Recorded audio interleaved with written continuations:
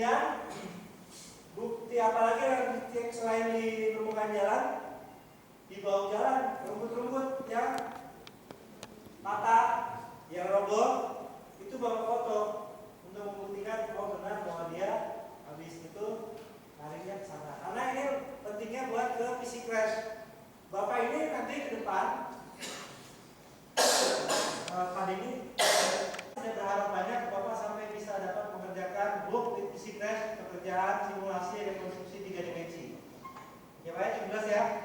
Bapak tugasnya adalah menjadi panjangan tangan dari Korlantas. Apabila terjadilah kacau yang bersifat nasional, itu Korlantas akan datang tim ke TKP. Nah, tugas Bapak dan Ibu sekalian hanya sampai ke PC rack. Itu jelas ya. PC rack itu adalah software untuk alat TKP. Kalau tadi saya cerita forensik ya, nanti forensik PC rack ada lagi ilmunya. Nah, tugas Bapak hanya sampai PC rack Pak. Dari sudut 45 derajat nanti oleh software berubah jadi 90 derajat. Jadi perlu diketahui tujuan instruksional khusus buat Bapak semua diharapkan Bapak mampu mahir dan terampil bekerja dengan PC rack. Cukup jelas ya? Bekerja dengan PC rack yang pertama mampu melakukan pemotretan foto forensik kaitannya dengan tempat penyebab kecelakaan 2 ya. Yang ketiga mampu menginput data air SMS. Tahu air SMS?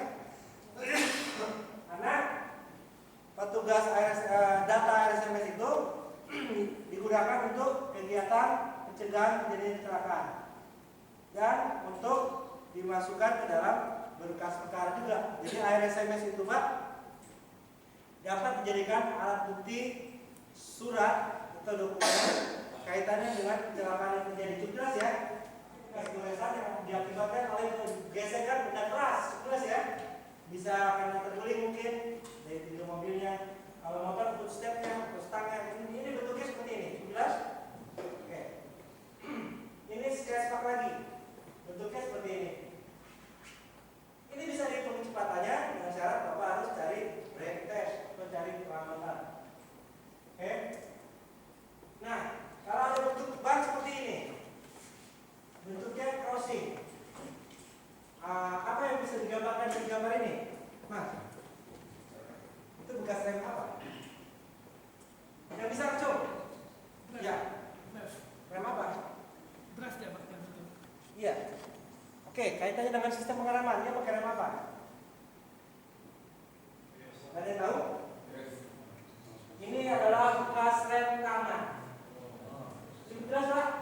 Bapak sebagai penyidik TA jangan salah menentukan hipotesa. Misalnya Bapak bilang ada bekas rem begini, Bapak bilang ini adalah bekas rem ranking mark, rem sekencang-kencangnya.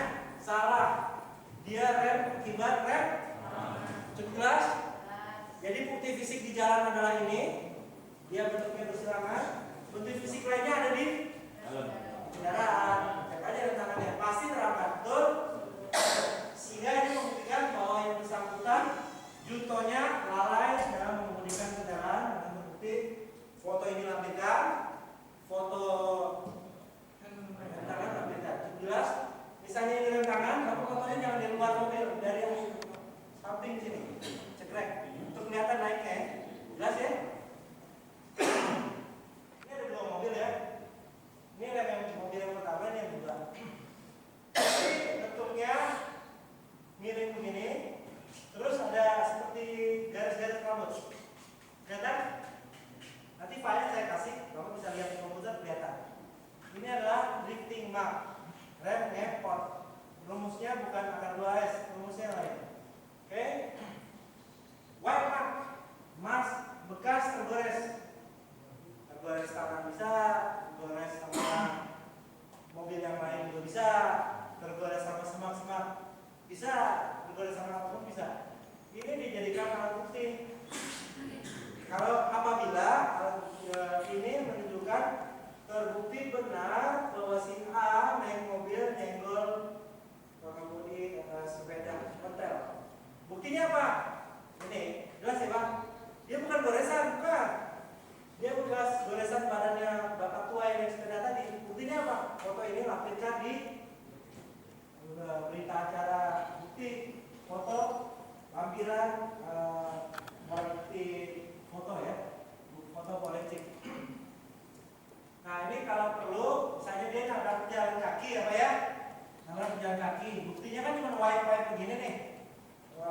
tersapu pakai tangan apa? Bapak tandain pakai kapur juga, pakai kapur yang gede ya. Baru difoto. Ini untuk membuktikan benar bahwa ada ini, ada ini. Oke. Ini yang saya bilang tadi, ini bukti apa Pak? Kalau di atas, dia tidak. Ya pintar sekarang. Buktinya ada ini, terus ada bekas luka caranya, ada bekas rambutnya, jelas ya? Oke. Ini, ya Mas ya? Tanya dengan bukti seorang yang pakai moped. Kalau di Belanda motor itu semuanya dari cc, jadi mereka tidak wajib pakai helm. Jadi manakala tabrakan dan mengendarai kendaraan, dicek rambutnya, diambil untuk dicek ya. Kalau di sana sampai DNA, kalau kita nggak usah, cek aja rambutnya di foto ya. Lihat aja foto korbannya warnanya apa, terus di sini warna apa. Hanya sebatas itu kalau kita. Karena kita nggak punya alatnya di DNA. Nah ini rekonstruksi kecelakaan. Jadi pernah di Muaran ada kecelakaan antara mobil pengawal menteri sama seorang motor, sama tentara lagi. Ada pengawal menteri, tentara ini nabrak si mobil. Nah dari sana direkonstruksi pakai ini. Itu udah LLR antara DPR sama anak buah saya. Setelah saya rekonstruksikan, ditempel itu motornya, bisa kelihatan, oh ternyata anak buah saya Pak yang salah Pak yang kelihatan. Jadi bisa kelihatan Pak. Kalau ada kecelakaan seperti ini, Bapak tempel itu mobil, oh ada goresan di sini, oh cocok dengan goresan yang di mobil. Itu jelas ya. Ini belum cerita isi crash, ini cerita level 1 atau 1 yang bisa dipakai buat perjalanan. Ini, oke. Ini bukti apabila kecelakaan kan biasanya artikel ceknya copot ya. Itu ditandain Pak di foto. Ditandain dan menjadi bukti juga. Ini jika foto benar bahwa itu kecelakaan diakibatkan mobil A yang berwarna merah. Misalnya terjadi tabrak lah, teri. Buktinya apa? Di TKP ada pengertian cek dan di mobil yang merah yang kita duga kecelakaan juga. Ngerti ya? Oke, ini juga sama. Dia tabrak lari. Serpihan mobil si tersangka nempel. Fotonya sebentar ya. Kepalanya jelas ya. Kalau kurang jelas lagi kasih beneran. Jelas ya. Nah ini adalah foto bekas ban yang pecah. Bentuknya nggak beraturan kanan kiri. Ya, pada saat pelajaran Isilek ini namanya marking. Ini penandaan. Harus ditandai dengan cat berwarna. Kenapa di sana harus pakai cat berwarna? Ini sebagai alat rekayasa jalan juga. Jadi manakala tim TA datang ke suatu TKP melakukan marking, penandaan TKP dengan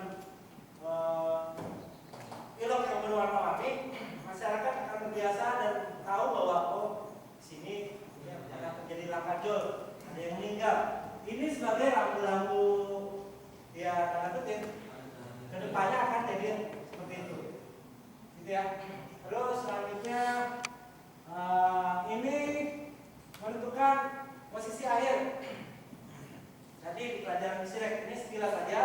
Ini adalah gambaran bagaimana teknik mengambil foto Isilek. Jadi dia misalnya pakai connecting point atas, bahwa ini connecting point namanya, ini crossing dia itu. Kalau moto itu dua titik ini nggak keambil, harus ambil gitu ya. Terus end position itu posisi air jalan setelah tabrakan di foto. Dikasih tanda ini tanda ini yang ban. Ini posisi air si siapa? Korban.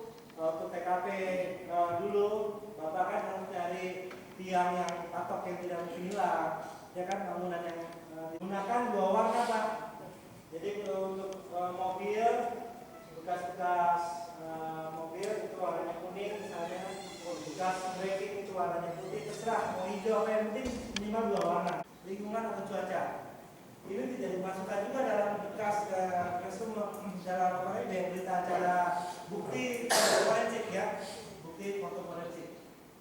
Ini menggambarkan bagaimana dia tidak bisa melihat si mobil ini contohnya. Bapak foto dari jauh, seolah-olah Bapak adalah penyeberang jalan. Nah, terus ini misalnya lagi kabut, bagaimana di foto. Misalnya ini ada orang naik ini terus kecelakaan gara-gara pandangannya terbatas, katanya foto di foto.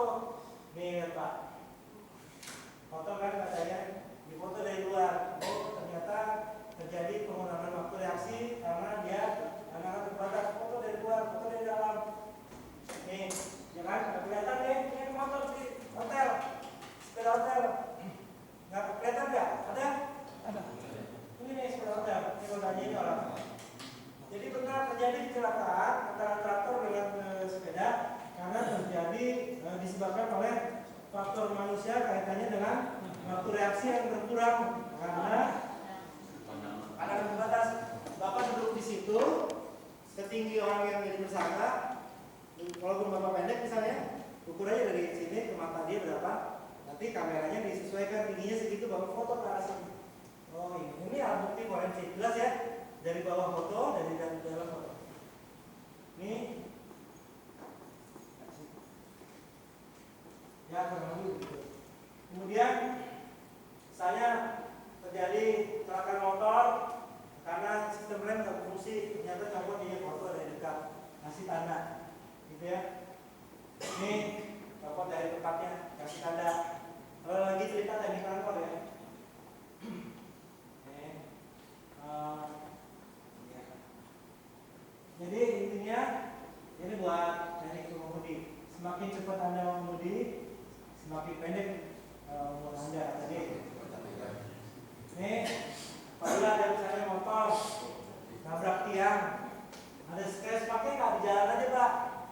Di tiang, di pagar, itu ditandain, kasih tanda ini. Jadi dalam berita acara forensik, fotografi forensik ya. Ini yang menggambarkan kondisi kendaraan dari faktor ban vulkanisme atau apa di foto ya. Fotonya tuh kayak gini.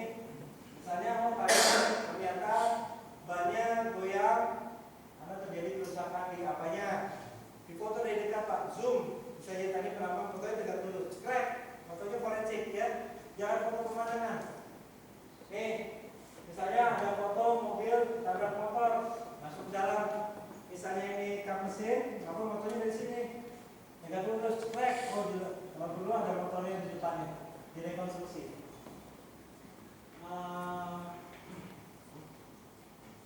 Terus lanjutnya. Oke. Ini untuk menggambarkan kecelakaan ini akan rusak ya. Ini penggunaan safety belt apa enggak? Seperti yang Bapak bilang tadi, ininya dari luar ya, foto. Terus ada bekas goresan di safety belt, kasih panah, kasih tanda ini fotografi forensik. Penggunaan safety belt, ya. Rising sun, cukup jelas ya. Ini pakai safety belt apa enggak? Pakai di bawah.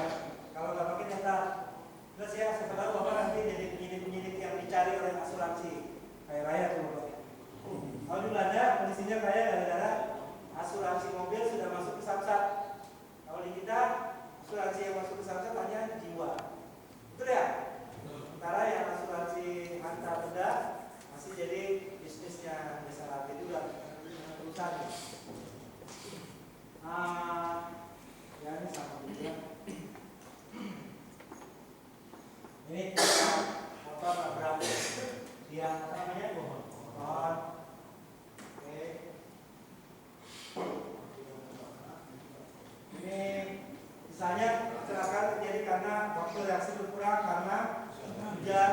Bapak motor di dalam mobil, suasana malam hari nyalakan lampu, motor di dalam cekrek, mundur. Ini fotografi forensik dan masuk dalam berkas. Jelas ya?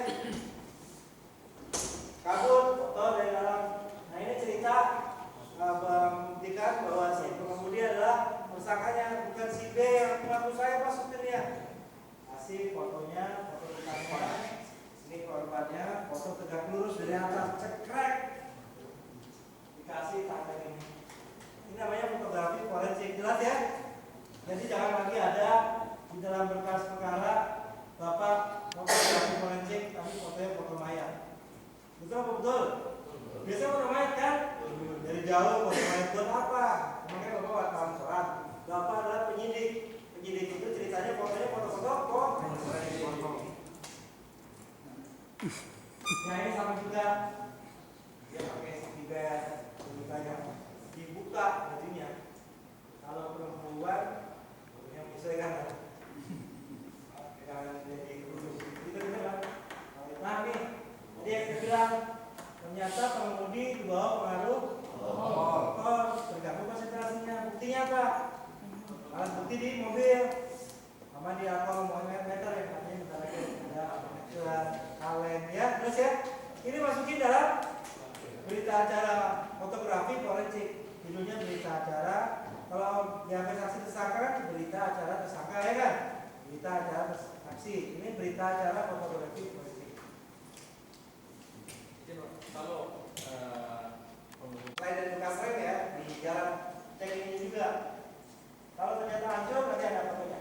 Nah ini lampu yang normal, dia tidak dipakai. Dia keren tapi dia tidak, maksudnya dia tidak merem. Lampunya utuh. Bentuknya seperti ini Pak. Nah ini untuk lampu ya. kemudian tiap indikasinya 2 meter, 2,82. Untuk lebih lengkap nanti di Pisirek diajarkan. Kemudian 11 konektor. Kita konektor ada 4. Untuk teknis penggunaannya nanti di Pisirek. Kita ada 3. Untuk kendaraan ini TKP 3 untuk memudahkan nanti pada saat penanganan di TKP. Yang 12 meteran dorong. Ini sangat berguna. Ini sangat berguna, jadi kalian tidak perlu lagi ukur-ukur jarak. Pokoknya udah terekam semua di sini, terukur pakai meteran dorong.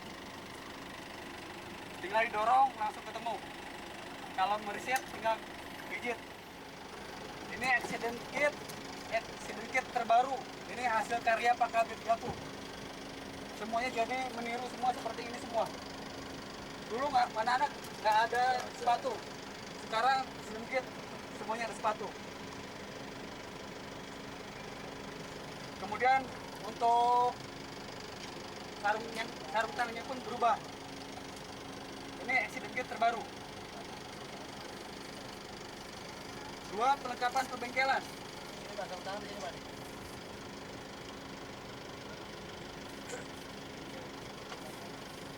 Ini perlengkapan perbengkelan, mekanik otomotif. Kita memandai, kita bisa bekerjasama dengan ATPM. Sudah ada alat-alatnya, tinggal berkolaborasi aja nanti pada saat pelaksanaannya. Ini diperlukan alat perbengkelan. Kemudian 3 kelengkapan P3K. Nah, bisa dilihat. Kelengkapan P3K. Kotak-kotak kayak di mobil baru itu ya. Ini udah lebih lengkap lagi. Ini ada Baru badannya ini. Ini udah lengkap. Ini untuk penanganan korban tindakan pertama. Ini udah lengkap. Udah ada semua. 4 kabel ekstensi. Ayo. Sapu pembersih.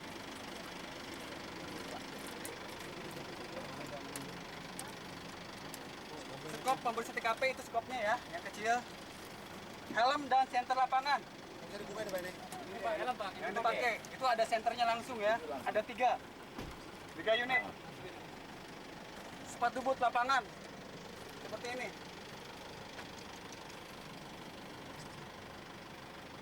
Ini ada 3 unit juga. Kemudian sarung tangan lapangan ada di belakang. Ada 3 pasang.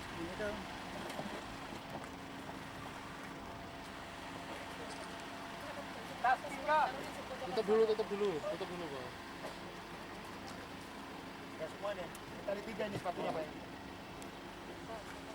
Kita tinggal fungsinya pada saat ini bisa dimasukkan di sini sarung tangan segala macam peralatan semua yang istilahnya itu yang nanti pada saat penanganan TKP diperlukan bisa di sini. Ini cuma satu. Ini cuma ada satu. Dan terlantas ada 2. Ini sini Pak. Nanti mengkalibrasi ukuran. Ini nggak akan berubah-ubah.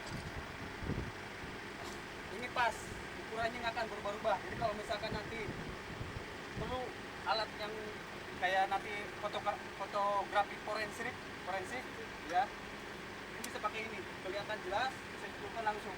Misalkan deformasi kendaraan berapa sentimeter, bisa pakai ini. Bisa tunjukkan, nanti langsung foto. Bisa ditarik, bisa, ya, bisa ditarik. Bisa.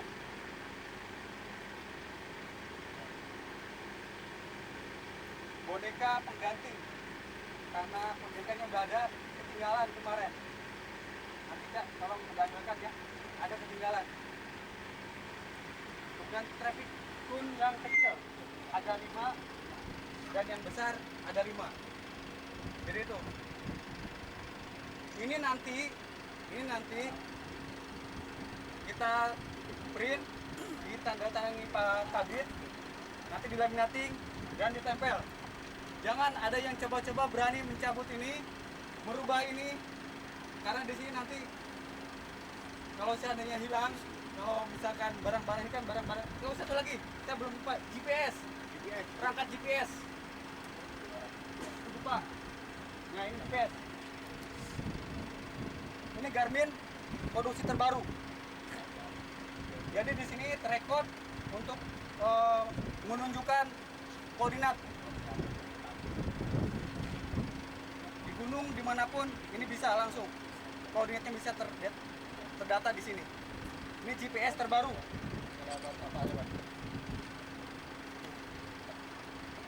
Ini jangan sampai hilang, kecil, jangan sampai hilang.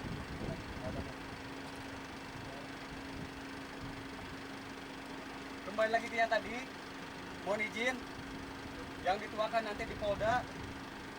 Ini nanti diserah terimakan berikut dengan daftar semua perlengkapan. Dan nanti juga kami bikinkan cara pengoperasionalkan atau prosedurnya. Kita bikinkan. Ada pertanyaan? Terus sini. Siap. Benar nggak? Dong. Makanya ini penjelasan ini tidak begitu ya. Satu-satu dijelaskan ini apa, fungsinya untuk apa, untuk mengukur banyak kerusakan mobil, panjang mobil. Jadi, makanya karena depan panas, baik si pemjelas maupun yang berikan jelasan buru-buru karena panas. Pindah ini ke sana semua, dasin pelan-pelan. Dari tempat teduh dingin. Kamu duduk katanya.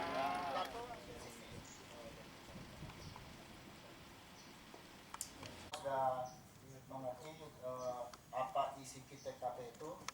Ini sebagai peralatan melaksanakan dasar-dasar TP-TKP. Apabila kita tiba di TKP, kita menggunakan sebagian besar alat-alat yang ada di dalam ini. Ini dari meteran, kemudian ini ada tempat stand up-nya rambu, penggaris. Kadang-kadang kita perlu juga penggaris, rompi, kemudian ini apa deh? Ya, sarung tangan. Sarung tangan penting, jangan sampai kalian jadi tersangka nanti di jari kalian yang ada di situ. Kemudian, kemudian HIV. ya, atau ada penyakit-penyakit tertentu yang ada di TKP, tersangka kena HIV, kita bisa terjangkit juga, itu penting. Kemudian penomoran, ini salah satu hal yang penting, penomoran. Di mana kita menomori hal-hal yang kita temukan di TKP, petunjuk-petunjuk yang ada yang kita temukan di TKP.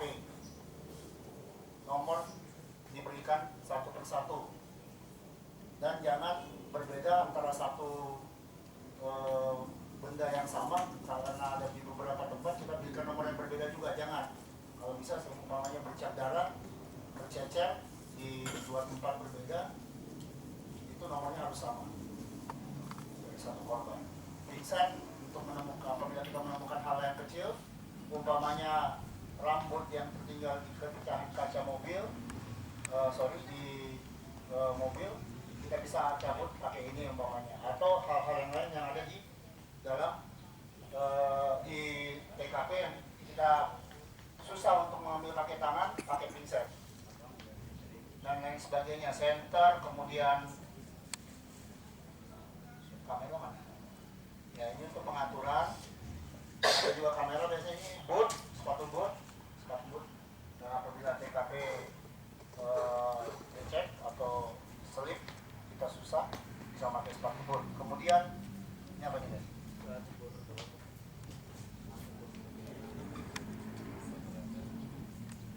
Apabila kita melaksanakan fotogrametri terhadap kendaraan atau fotografi forensik terhadap kendaraan, ini penting. Jadi kita bisa tahu panjang dan lebar kendaraan, kita bisa bandingkan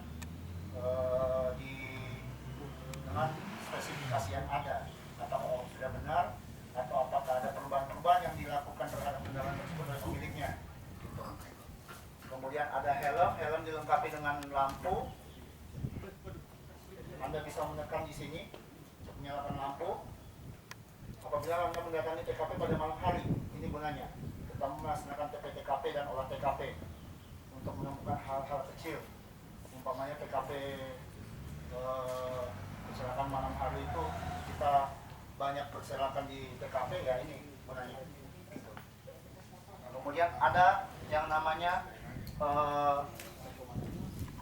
kotak P3K. Ini apabila ada korban yang perlu untuk mendapatkan perawatan segera, kita bisa bantu dengan menggunakan kotak P3K ini. Kemudian ada kamera.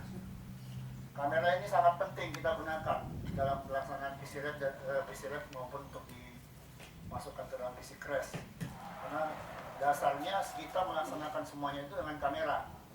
Kamera yang digunakan pun harus megapikselnya tinggi, di atas 8 megapiksel. Karena apabila di bawah megapiksel, apabila kita melaksanakan pengezooman di dalam komputer, pecah, blur dia. Jadi kamera harus 8 megapiksel ke atas. Gitu. Oleh sebab itu, kenapa kita mendapatkan kamera yang cukup canggih ini, sangat bagus sekali kita dapatnya. Nanti kamera ini akan dipasang di atas.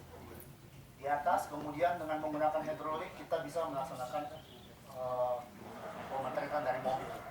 Disambungkan ke dalam komputer yang ada di dalam situ, yang sudah diintegrasi dengan aplikasi PC-Ref dan PC-Ref. Kemudian ini ada tripod. Apabila kita tidak bisa menggunakan mobil tersebut, kita bisa menggunakan mobil yang lain, umpamanya mobil double cabin. Kita bisa mengambil gambar TKP dengan menggunakan tripod dari atas cabin belakang. Kamera diletakkan di atas ini, kemudian kita mengambil gambar. Yang harus diperhatikan adalah posisinya tidak boleh berubah. Tripod apabila sudah begini, posisinya ya begini terus di atas mobil. Jangan sampai dia tiba-tiba bergeser begini atau begini. Jangan.